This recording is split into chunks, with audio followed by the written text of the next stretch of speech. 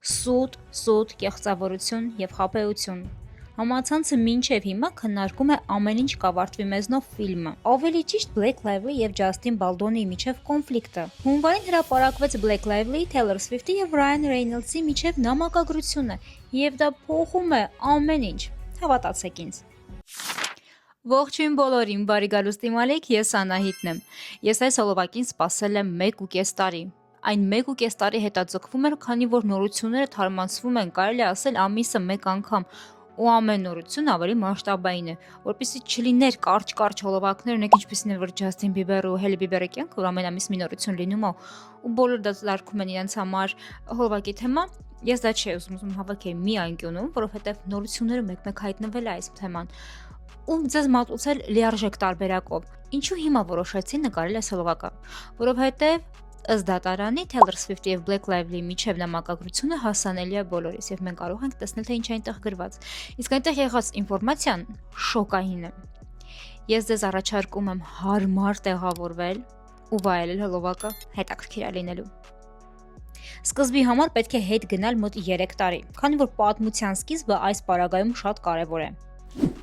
2023 թվականի հունվարի վերջին հայտարարվում է ամեն ինչ կավարտվի մեզնով ֆիլմի մասին լուրերը։ Blake Lively-ին գլխավոր դերերում Լիլիի կերպարում, Ջասթին Բալդոնին Ռայլի դերում։ Բալդոնին նաև նախագծի ռեժիսորն է, սցենարիստը և պրոդյուսերը։ Նա էկրանավորման իրավունքները գնել է հայտնի գրող Քոլին Հուվերից։ Գրքի հեղինակը վաճառելով իրավունքները բնականաբար սկսել է գովաբանել Ջասթինին իր TikTok-ներում, պատմելով, թե որքան է սպասում ֆիլմին և որքան է ուզում այն դիտել։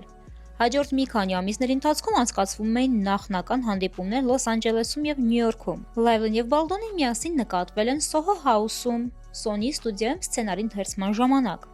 Վաղ արձագանքները շատ դրական էին։ Քոլին Հուվերը լուսանկարվում էր երկու աստղերի հետ, հրապարակում էր այդ ամենը սոցիալական ցանցերում և ակտիվորեն գովազդում էր ֆիլմը, որը դեռ նույնիսկ չէր սկսել նկարահանվել։ 2023 թվականի ապրիլի 10-ին Բալդոնին հանդիպում է ինտիմ տեսարանների համակարգող Ռեյչել Շթայնի հետ։ Այո, ինտիմ տեսարանների համակարգողը այժմ պարտադիր մասնագետ է գրեթե ցանկացած ֆիլմի նկարահանման ժամանակ։ Նրանք, ովքեր չեն կարդացել գիրքը կամ չեն տեսել ֆիլմը, այնտեղ ամեն ինչ այդքան էլ վատ չէ։ Կան որոշ տեսարաններ, որտեղ կարող են հարցեր առաջանալ, բայց անկեղծ ասած, մենք կինոթատրոններում ավելի սարսափելի եւ անկեղծ տեսարաններ ենք տեսել։ Այնուամենայնիվ, ինչպես պարզվել է, մասնագետի առկայությունը անհրաժեշտություն էր։ 2023 թվականի մայիսին սկսվում են նկարահանումները։ Նկարահանման հրապարակում իդեալական է։ Պապարացիները առաջին կադրերն են ֆիքսում Բլեյքի և Ջասթինի, ովքեր որ ծիծաղում են, ժպտում և խոսում են միմյանց հետ։ Մթնոլորտը դրական է թվում, հետո սկսվում է սցենարիստների գործադույլը, որը տևում է մինչև 2024 թվականի հունվարը։ Այն ազդում է գրեթե բոլոր ֆիլմերի և սերիալների վրա։ Շատ նախագծեր սառեցվում են, նկարահանումները կանգ են առնում։ 2024 թվականի հունվարին նկարահանման հրապարակում արդեն նկատվում է սառնություն երկու գլխավոր դեմքերի՝ ռեժիսորի և դերասանուհու միջև։ Թվում է ինչ-որ բան է կատարվում, բայց մամուլում դա միայն հպանցիկ է նշվում։ Ոչ մի կարմիր դրոշ, ոչ մի հստակ սկանդալ։ 2024 թվականի հուլիսին սկսվում է ֆիլմի պրես-տուրը և առաջխաղացման համար նախատեսված ծրագրերը։ Եվ այստեղ կարծես Բալդոնին և Բլեյքը տարբեր ֆիլմեր են գովազդում։ Լայվլին ամբողջությամբ աղջիկական կերպարում է, ծաղկավոր զգեստներ, սանրվածքներ, ծաղիկներ են ամենուր։ Այս ֆիլմը շատ լուրջ թեմայի մասին է՝ ընտանեկան բռնության։ Ընտանեկան բռնությունը դա խաղուպար չէ, դա լուրջ խնդիր է, որով զբաղվում են շատ հասարակական կազմակերպություններ, անգամ երկրի ղեկավարների կանայք, անգամ երկրի ղեկավարներ, թագավորներ, թագուհիներ։ Իսկապես դա լուրջ թեմա է ընտանեկան բռնությունը, չէ՞ որ այն գոյություն չունի միայն ֆիզիկական, կա նաև էմոցիոնալ բռնություն, որը կրկին սարսափելի է։ Սա լուրջ թեմա է, որին պետք է անդրադառնալ, որը պետք է կանխել, մարդկանց պետք է սովորացնել։ Խնդիրները իսկապես շատ են լուծում ստանալու համար ջանքեր է պետք գործադրել։ Ջանքեր գործադրելուց մեկ տարբերակն էլ այն է, երբ որ մարդիկ նկարահանում են ֆիլմ, գրում են գիրք, նկարում են ֆիլմ եւ ներկայացնում են դա մարդկանց։ Երբ որ լուրջ ֆիլմի մասին գնում է արշավ, ռեժիսոր Ջասթին Բալդոնին անընդհատ խոսում է լուրջ իրավիճակի մասին, թե ինչքան կարևոր է ուշադրություն դարձնել այս հարցին, կանանց տալ ապաստարան, կանանց տալ ապահով վայր, կանանց տալ ապահովություն։ Իսկ ինչի մասին է խոսում Blake Lively-ն արշավների ժամանակ։ Նա հագնում է Բրիթնի Սպիրսի զգեստը Versace-ից, որպեսզի բոլորը խոսեն իր զգեստի մասին։ Նա խոսում է իր մազերից։ Նա ասում է. «Աղջիկներ, հավաքվեք ընկերուհիներով, հագեք ձեր գունավոր եւ ծաղկավոր շորերը եւ գնացինք կինոթատրոն ֆիլմը նայելու»։ Այնպես է ասում, կարծես թե սա ռոմկոմ է, հումորային է, սա կոմեդիա է, սիրավեպի մասին է։ Այո, սիրավեպի մասին է, բայց լուրջ թեմա է բարձրացնում։ Ոչ։ Այս կետի վրա մարդիկ կանգ առան։ Հələ մի րոպե։ Բլեյք, ես ինչի մասին ես խոսում։ Ես ինչ տարբեր ֆիլմերի մասին եք դուք խոսում, դու եւ ռեժիսորը։ Չեն հասկանում մարդիկ ինչ է կատարվում։ Եվ հիմնական հեյթը այդ ժամանակ թափվում է հենց Black Lively վրա։ Պետք է նշել, որ իր յուրաքանչյուր հարցազրույցում ռեժիսոր Ջաստին Բալթոնին գովաբանում է իր գործընկերուհուն Բլեյքին եւ շնորհակալություն հայտնում նրան ստեղծագործական իր ներդրման համար։ Անկեղծ ասած, երբ ես դիտում էի այդ հարցազրույցների հատվածները մինչև ֆիլմի թողարկումը, կարծում էի, թե դա ռոմանտիկ կատակերգություն է, երբեք չէի մտածի, որ ֆիլմը բարձրացնում է նման լուրջ թեմա։ Համացանցում նկատում եմ, որ գործընկերները միասին չեն մասնակցում առաջխաղացմանը։ Նրանք միշտ առանձին են։ Չկան համատեղ հարցազրույցներ, նկարահանումներ կամ լուսանկարներ։ 2024 թվականի օգոստոսի 9-ին ֆիլմի պրեմիերան է։ Սոցիալական ցանցերը պայթում են լուրերից եւ շահարկումներից նրանց հարաբերությունների մասին։ Սկզբում դա թվում էր սովորական PR քայլ, եթե ֆիլմում կա տղամարդ եւ կին, հաճախ լինում են կամ կեղծ սիրավեպեր կամ սկանդալներ։ Դե ինչպես գիտեք, սեքսն ու սկանդալը լավ են վաճառվում։ Սակայն օգոստոսի կեսին սկսում են լուրեր բոդի շեյմինգի, թշնամանքի, ոչ տեղին դիտողությունների չափազանց երկար համբույրների մասին։ Շատերը կարծում են, թե ամեն ինչ բեմադրված է, բայց այդ պահին բալոնին վարձում է ճգնաժամային PR մենեջերի։ Black Lively խոսնակը հայտարարություն է տարածում այն մասին, որ դերասանուհու սահմանները բազմիցս խախտվել են նկարահանման հրապարակում։ Համացանցը նաև նկատում է, որ դերասանները սոցիալական ցանցերում բաժանորդագրված չեն միմյանց, իսկ մեր ժամանակներում դա գրեթե բացահայտ թշնամանք է։ Բացի այդ նույն ժամանակահատվածում Բլեյքը մեծ հեյթի է ենթարկվում, որովհետև պրես-տուրի ընթացքում ավելի շատ խոսում է իր մազերի ապրանքանիշի, իր մազերի, իր բիզնեսի մասին, նույնիսկ իր ամուսնու ալկոհոլային բրենդի մասին։ Եվ նաև հիշատակում է իր ամուսնու Ռայան Ռեյնոլդսի եւ Հյու Ջեքմանի նոր ֆիլմը։ Այս երկու ֆիլմերը նկարահանվել եւ թողարկվել են գրեթե նույն ժամանակահատվածում։ Կարմիր գորգերին եւ հարցազրույցներում ընտանեկան բռնության թեման շեշտելու փոխարեն Բլեյքը խոսում էր ծաղիկների, մազերի, իր արտադրանքի եւ ամուսնու ֆիլմերի մասին։ Դրա համար նա խիստ քննադատության է ենթարկվում։ Սկզբում սոցիալական ցանցերում, հետո տաբլոիդներում սկսեցին վեր հանել հին հարցազրույցներ դեռ Gossip Girl սերիալի ժամանակներից։ Գաղտնիք չէ, որ Black Lively-ն եւ Leighton Meester-ը երբեք մտերիմ ընկերուհիներ չեն եղել։ Ընդհանրապես մտերիմ չեն եղել։ Այդ ժամանակ կարծում էին, թե պատճառը Leighton-ի փակ բնավորությունն է։ Penn Badgley, ով սերիալում խաղում էր Blake-ի հետ եւ հանդիպում էր նրա հետ սերիալից դուրս, հետագայում ասել է, որ նա լավագույն եւ ամենավատ հիշողությունները կապված են Blake-ի հետ, որ Blake-ը փորձել է նրա կարիերան ոչնչացնել։ Փազլը քիչ-քիչ սկսում է հավաքվել։ Մարդիկ սկսում են զարմանալ, թե ինչպես նախկինում չէին նկատել, որ Լայլին այդքան էգոցենտրիկ է։ Երբ գործընկերներին հարցնում են, թե ինչպես է աշխատելը Բլեյքի հետ, պատասխանը հաճախ հնչում էր. լավ էր, եւ վերջ։ Եվ միայն հիմա բոլորը սկսեցին դա նկատել։ Այսպիսով 2024 թվականի օգոստոս Բլեյք, ինչ ես ասում, ինչ ծաղիկներ, ինչ ընկերուհիներ, ինչ ռոմանտիկ կոմեդիա, ֆիլմը լուրջ է, բարձրացնում է լուրջ թեմա, գոնե մի բան ասա դրա մասին։ Իսկ Բլեյքը ասում է. Ինչ հանեմ, բոլորին տամ իմ հեռախոսը համարը իմ տան հասցեն, որպեսզի գան ես իրենց խորհուրդներ տամ, դրա համար կան կազմակերպություններ, ուղղակի պետք է փնտրեք։ Վերջ։ Նույն տարվա դեկտեմբերին, երբ թվում էր, թե Բլեյքի հեղինակության շուրջ բոլոր այդ խոսակցություններն ու բաբասանքները արդեն մարում են, Բլեյքը բողոք է ներկայացնում եւ միաժամանակ The New York Times-ում հրապարակվում է հոդված մեղադրանքներով, որտեղ պնդվում է, որ Բալդոնին իբր կազմակերպել է արշավ Lively դեմ այն բանից հետո, երբ նա իրեն մեղադրել է նկարահանման հրապարակում սեռական ոտնձգությունների մեջ։ Թերթը ստացել էր այդ մեղադրանքների ամբողջական ցանկը։ Ըստ հրապարակման, ֆիլմի արտադրության ընթացքում տեղի ունեցել հանդիպումներ, որտեղ Բալդոնին ընթերցել են բոլոր կետերը եւ ներկայացրել մեղադրանքները։ Ինչ էր նշված հայտարարության մեջ։ Ոտնձգություն, վրեժխնդրություն, աշխատավայրում ոտնձգությունները չքննելու, չկանխելու կամ չվերացնելու անկարողություն, պայմանագրի խախտում, դիտավորությամբ հուզական վնասի պատճառում, անփութություն, կեղծ ներկայացում, անձնական կյանքի ներխուժում, հնարավոր տնտեսական շահի միջամտություն։ Բողոքում նշված ոչ պատշաճ վարքագծի թվում էին պրոդյուսերի կողմից մերկ կանանց տեսանյութերի եւ պատկերների ցուցադրում։ Lively քաշի վերաբերյալ մեկնաբանություններ, ֆիզիկական հպումներ, ամուսնու հետ նրա սեռական կյանքի մասին հարցեր։ Բացի այդ, դերասանուհին պնդում էր, որ Բալդոնին առանց թակելու մտել է իր դիմահարդարման սենյակ կամ թրեյլեր այն ժամանակ, երբ նա հագուստ էր փոխում կամ կրծքով էր կերակրում։ Նա նաև ասում էր, որ Բալդոնին իր ընկերոջը վերցրել է գինեկոլոգի դերի համար եւ ծննդաբերության տեսարանը Բլեյքի համար չափազանց նվաստացուցիչ էր։ Ջասթինը պատմել է, որ իր կինը ծննդաբերության ժամանակ պատրել իր ամբողջ հագուստը եւ ծննդաբերել է մերկ։ Մինչդեռ Բլեյքը, որը 4 երեխաների մայր է, հայտարարել է. «Ես իմ բոլոր երեխաներին ծննդաբերել եմ հագուստով»։ Ըստ նրա, այդ տեսարանում նրան պառկյացրել են մեջքի վրա, տվել են մի փոքր կտոր ծածկվելու համար, իսկ հաջորդ օրը Բալդոնին ցույց է տվել մերկ ծննդաբերող կնոջ տեսանյութ իբր իր ճշմարտացիությունը ապացուցելու համար։ Առաջ անցնելով նշեմ, որ Բալդոնիի պատասխան հայցում հրապարակված նկարագրություններում կան հակափաստարկներ գրեթե յուրաքանչյուր մեղադրանքի վերաբերյալ։ Բայց 2024-ի դեկտեմբերի հանրային արձագանքը միանշանակ էր։ Համացանցը կանգնեց Black Lively կողքին։ Բալդոնիից շատերը արագ հեռացան։ Նա համագործակցում էր կանանց աջակցող կազմակերպությունների հետ, նույնիսկ մրցանակ էր ստացել իր ակտիվության համար։ Սակայն այդ մրցանակը նրանից հետ են վերցնում եւ նրան դուրս են հանում բոլոր գործակալություններից։ Մի քանի օրում նա դառնում է ոչինչ։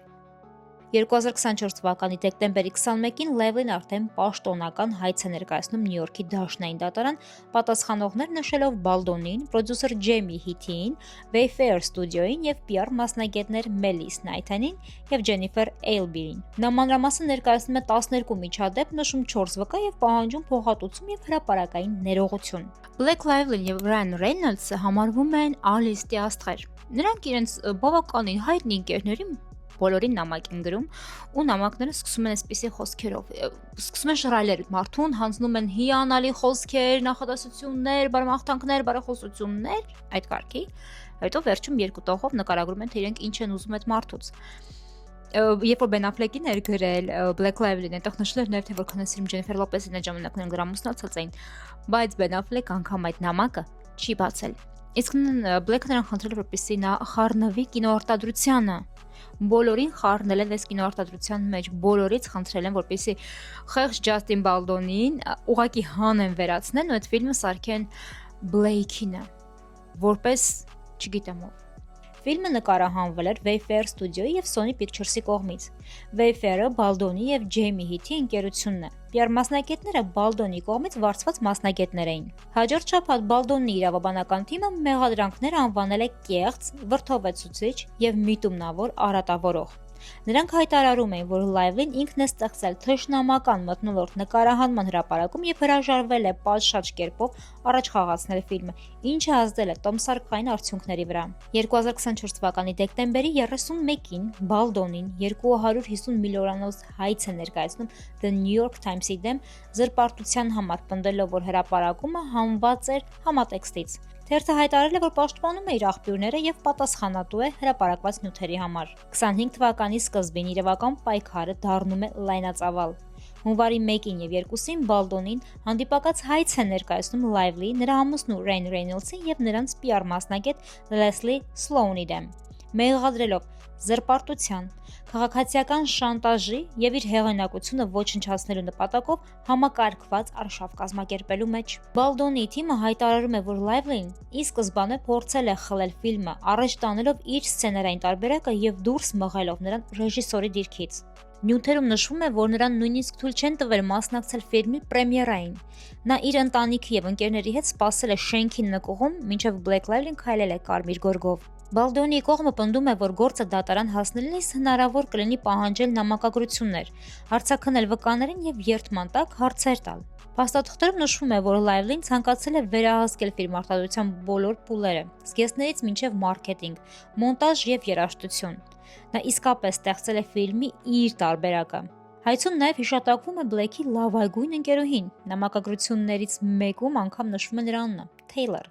Եվ ակնհայտ է, որ խոսքը գնում է Taylor Swift-ի մասին, քանի որ Taylor-ը հանդիսանում է Black Lively եւ Ryan Reynolds-ի երեխաների կնքան մայրը։ Ըստ հրապարակված հաղորդագրությունների Lively-ն ասել է, որ պետք է լսել Ryan-ին եւ Taylor-ին, քանի որ նրանք հիանալի արտիստներ են եւ աջակցում են իրեն։ Ուստի պետք է ընդունել իր վերաշարադրած տեսարանները։ Բալդոնի դիրքորոշմամբ նա 2.5 տարի աշխատել էր սցենարի վրա, մինչ Lively-ի միանալը նախագծին եւ նման միջամտությունն անընդունելի էր։ Հարց է առաջանում. ինչու պարզապես նրան չազատ էր աշխատանքից։ Պատասխանն ակնհայտ է, նախագծի գլխավոր աստղը հենց Լայվլին էր։ Բալդոնին լայն հասարակության այդքան էլ հայտնի չէ, մինչդեռ ստուդիան արդեն միլիոնավոր դոլարներ էր ներդրել Լայվլիի մասնակցության վրա եւ նրա հեռանալը կարող էր մեծ վնաս հասցնել։ Նամակագրություններում Լայվլին իրեն համեմատում է Խալիսիի հետ եւ ասում, որ ինքը ունի իր վիշապներին, դա Տեյլորը եւ Ռայանն են, ովքեր որ միշտ իրեն պաշտպանում են։ Բալդոնիի հանդիպակաց հայցը կրկին շփոթմունք է առաջացրել համացանցում։ Հանրությունը բաժանվել է երկու ճամբարի՝ Թիմ Բալդոնի, Թիմ Բլեյք, եւ գործի որոշ փաստարկներ իսկապես շատ հակասական էին։ Եկեք վերադառնանք ֆեթ շեյմինգի թեմային։ Օրինակ Լայվլին Ջաստինին մեղադրել է, թե նա ծաղրել է իր քաշը։ Բալդոնիի խոսքով աշխատանքի սկզբում, երբ բոլորը ընկերական հարաբերությունների մեջ են, Լայվլին ռեժիսորին խորհուրդ է տվել իր անձնական մարզչին, որպեսզի նա աշխատի Ջաստինի ֆիզիկական պատրաստվածության ու սննդակարգի վրա։ Բալդոնին ունի մեջքի խնդիրներ, դա հայտնի փաստ է, եւ նա մի քանի վնասվածքներ է ունեցել։ Ֆիլմում պետք է լիներ տեսարան, որտեղ գլխավոր հերոսը բարձրացնում է Լիլիին, որպեսզի պատրաստի մեջքը, Ջաստինը անընդհատ մարզչից հարցրել է. «Չես ասի որքան է կշռում Լայվլին, որպեսզի կարողանա մկաներս համապատասխան ձևով պատրաստեմ»։ Մի քանի օր անց Լայվլին նրան հրավիրում է իր տուն, իբր սցենարը քննարկելու։ Սակայն այնտեղ Ջաստինը բախվում է Ռայան Ռեյնոլդսի զայրացած արձագանքին։ Վերջինս բղավում է նրա, թե ինչպես կարող ես հարցնել իմ կանոջ քաշը։ Ջաստինը իր խոսքով ստիպված է եղել մի քանի անգամ ներողություն խնդրել եւ արագ հեռացել է։ Ու այստեղ նորից հարցեր են առաջանում։ Արդյոք Բալդոնին սխալ քայլ է արել, թե պարզապես միամտորեն հետաքրքրվել է քաշով տեխնիկական պատճառներով։ Սակայն հենց այս դրվագի համար նա մեղադրվել է ֆեթ շեյմինգի մեջ։ Արդյունքում այդ բարձրացման տեսարանը ամբողջությամբ հանվել է ֆիլմից, թեև այն նախապես համաձայնեցված էր։ Մեկ այլ դրվագ նամակագրություններից։ Լայվլին պնդում է, որ Բալդոնին մտել է իր թրեյլեր այն պահին, երբ նա կրծքով կերակրում էր երեխային։ Սակայն հրապարակված հաղորդագրությունում հենց ինքն է գրում Ջաստինին. «Արի թրեյլերս փորձի համար, ես ուղղակի կաթ եմ կթում»։ Եվ հենց այդ պահերն են ներկայացում որպես ոտնձգություններ։ Ու շատերի համար այստեղ տրամաբանություն գոյություն չունի։ Դու մարդուն կանչում ես քո սենյակ, երբ որ բաց է քո կուրծքը ու մեղադրում ես նրան ոտնձգության մեջ։ Ավելին ի հայտ է եկել տեսանյութ, որտեղ Լայվլին կատակով մեկնաբանում է Բալդոնի մեծ քիթը, նշելով, որ նա ռենոպլաստիկայի կարիք ունի։ Այդ դրվագում ներկաները ծիծաղում են։ Իսկ սա շեյմինգ չէ։ Հիշում եք, ես նշեցի, որ սցենարիստների գործադուլի պատճառով դադար է եղել մայիսից մինչև հունվար։ Նկարահանումների վերսկսումից առաջ տեղի է ունեցել հանդիպում Լայվլիի, Բալդոնի, Ռայանի եւ Sony Pictures-ի թիմի հետ։ Ըստ Բալդոնի, Ռայանը կրկին բարձրաձայն հայտարարել է, որ այսուհետև ինքը ներկա է լինելու նկարահանումների որպես Բլեյքի ներկայացուցիչ։ Բոլորը շոկի մեջ են, իսկ Բալդոնին դա անվանել իր կյանքի ամենատրավմատիկ փորձը։ Հասնում ենք մոնտաժի փուլին։ Ըստ փաստաթղթերի, Լայվլին սպառնալիքներով ճնշմամբ հասել է նրան, որ ստուդիան թույլատրի ստեղծել ֆիլմի իր տարբերակը։ Լայվլին ստեղծում է իր մոնտաժային տարբերակը։ Նա հայտարարել է, որ եթե իրեն չթույլատնեն ներկայացնել իր տարբերակը, ինքը չի գովազդի ֆիլմը, չի մասնակցի պրեմիերան եւ ընդհանրապես չի աջակցի նախագծին։ Նրա տարբերակը մոնտաժել է Դեդպուլի խմբագիրը։ Sony Pictures-ը կազմակերպում է կույր թեստային ցուցադրություններ, ցույց տալով երկու տարբերակներն էլ։ Lively տարբերակը ըստ տեղեկությունների պարտվել է թեստերում, սակայն կինովարձույթում հայտնվել է հենց Lively տարբերակը, ոչ թե ռեժիսոր Ջաստին Բալդոնի։ Բլեյքն ու Ռայանը միջնորդել են մերժել Բալդոնի $4 միլիոն հայցը եւ լսումները դարձրել են փակ։ Բալդոնի 400 միլիոնանոց հայցը վերջնականապես մերժվել է, քանի որ նրա թիմը բաց է թողել ապացույցներ ներկայացնելու վերջնաժամկետը։ Շատերը կարծում են, որ դա արվել է միտումնավոր նյութերը հանրայնացնելու եւ հանրային կարծիքի վրա ազդելու համար, իսկ հիմնական ուշադրությունը կենտրոնացնելու Lively-ի հայցից պաշտպանվելու վրա։ Lively-ն նաեւ փորձել է իր անձնական նամակագրությունը Taylor Swift-ի հետ դուրս բերել գործից, պնդելով, որ դա կապ չունի ֆիլմի հետ եւ կոնֆլիկտի հետ։ 2025 թվականի սկզբին Taylor Swift-ի ներկայացուցիչները հայտարարում են, որ նա որևէ ստեղծագործական որոշման չի մասնակցել, չի տեսել ֆիլմը մինչև թողարկումը եւ միայն թույլատրել է իր երգի օգտագործումը թրեյլերում։ Սակայն հետագայում հրապարակված նամակագրությունները ցույց են տալիս, որ նրա անունը հիշատակվել է սցենարային քննարկումների ժամանակ։ Երբ որ մեզ հայտնի եղավ նամակագրության թեման, թե ինչ են միասին շոփվել, ինչ են քննարկել Taylor Swift-ը եւ Blake Lively-ն, այնտեղ շատ պարզ գրված է, որ Blake Lively-ն դեռ ֆիլմը չսկսած սկսել է բուլինգի ենթարկել Ջաստին Բալդոնին։ Նա անգամ նորմալ գիրքը չի կարդացել։ Ընդհանրապես այդ գիրքը, որի հիման վրա նկարված է ֆիլմ, որը անգամ ես եմ կարդացել, նա չի կարդացել։ Եվ Թեյլորին գրել է, որ այս ծաղրածում պետք է ինձ տա այս սցենարը, նա չի կարող գրել ով է նա, ես այնքան ընտիր աղջիկ է, ես այնքան ընտիր աղջիկ եմ, մենք այնպես լավ կյանք ենք ունեցել, մենք այնպես լավ ֆիլմերում, շոուներում ենք նկարանվել, մենք ասենք, իսկ ինքը ներքևում է, ով է ինքը, որ այդ ֆիլմը նկարի։ Դե Թեյլորն էլ չի հասկանում ինչա կատարվում։ Իր լավագույն ընկերուհին ասում է, որ այդ ռեժիսորը վատն է։ Վերջ, եթե ձեր լավագույն ընկերուհին գա ձեզ ասի, գործի ստեղի տնօրենը հեչ դուրս չի գալիս ու անդադ վատ բաներ իր մասին խոսա, դուք ում կհավատաք։ Ում կողմը կլինեք, ում կողմը կբռնեք, բնականաբար ձեր ընկերուհու։ Ինքն էլ չգիտակցաբար, չխորանալով հարցի շուրջ, փորձել է իր ընկերուհուն օգնել, որտեղ նա լսել է պատմությունը մի կետից։ Ունենք ես չեմ մեղադրում Թեյլորին այդ առումով, բայց կարելի էր չէ այդքան շատ ընկերներ չէ, այդքան շատ աշխատողներ ունես, մարքետոլոգներով ես զբաղվում են քո PR-ով, նրանցից գոնե մեկը կարար չէ ճշտել, այս ինչ խոսակցությունները։ Հիմա Taylor Swift-ին բաժին է հասել մեծ քանակությամբ hate, որը ինձ թվում է ընթացքում կմաքրվի, բայց շատ կարևոր է, որպեսզի մենք տեսնենք, թե ինչ կլինի դատարանում։ Եվ ահա 2026 թվականի հունվարի 20-ին հրապարակվել են նոր նյութեր։ Ըստ նոր ապացույցներ եւ վկաների ցուցմունքների, սա պարզապես ոտնձգությունների պատմություն չէ։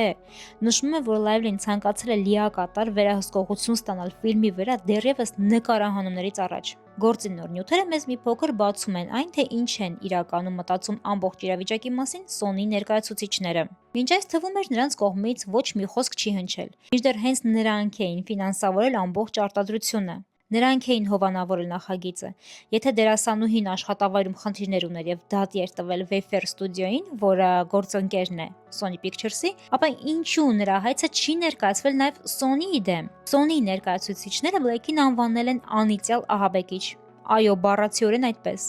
Եվ նաև նշել են, որ ամբողջ հեյթը նրա իսկ ձեռքի գործն է։ Sony-ում գիտեն, որ Blake-ը ստիպել է բոլորին սոցցանցերում չհետևել Ջաստինին, Բալդոնին, նրա ընկերներին եւ թիմին չի թողնվել ներկա լինել պրեմիերային եւ անգամ պահանջվել է նրան հեռացնել Կարմիր գորգից այն ժամանակ, երբ Կարմիր գորգի վրա հայտնվել է ինքը Blake Lively-ն։ Ըստ ցուցմունքների Sony-ն հիացած չէր նաև հենց Բալդոնիով։ Նրանց կարծիքով ռեժիսորը շատ անփորձ էր, չպատրաստված, չափազանց մեղմ եւ զգայուն նկարահանման հրապարակում։ Սա իհարկե չի համապատասխանում գիշացչի կերպարի հետ, որով նրան ներկայացնում էր Blake-ի կողմը։ Եթե հետ գնանք, մարդը կարդացել էր գիրքը, այն դուր էր եկել նրան, դիմել էր հեղինակին, ձեռք է բերել էկրանավորման իրավունքները, գրել էր սցենարը, գտել էր ֆինանսավորում։ Նրա ընկերությունը եւ Sony Pictures Entertainment-ը ներդրումներ են արել։ Սցենարը հաստատվել է, դերասաններ են ընտրվել, թիմ է ձևավորվել։ Ջաստին Բալդոնին ստանձնել է ռեժիսորի եւ գլխավոր դերակատարի պարտականությունները։ Եվ արդյունքում դերասանուհին, ում ռեժիսորն էր դրել, ըստ ներկայացված տարբերակների, խլել է նախագիծը, վնասել է նրա հեղինակությունը, վերամոնտաժել է ֆիլմը, թույլ չի տվել նրան մասնակցել պրեմիերային եւ անգամ շրջապատին տրամադրել է նրա դեմ։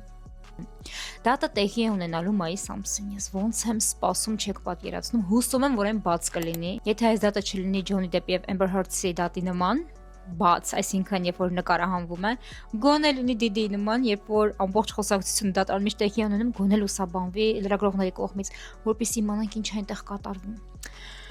Դե ինչ, այսքան շատ ինֆորմացիա ձեզ տվեցի, կսպասեմ ձեր կարծիքներին, գրեք դրանք մեկնաբանությունների բաժնում, այս պատմության մեջ ըստ ձեզ ով է մեղավոր, ով անմեղ,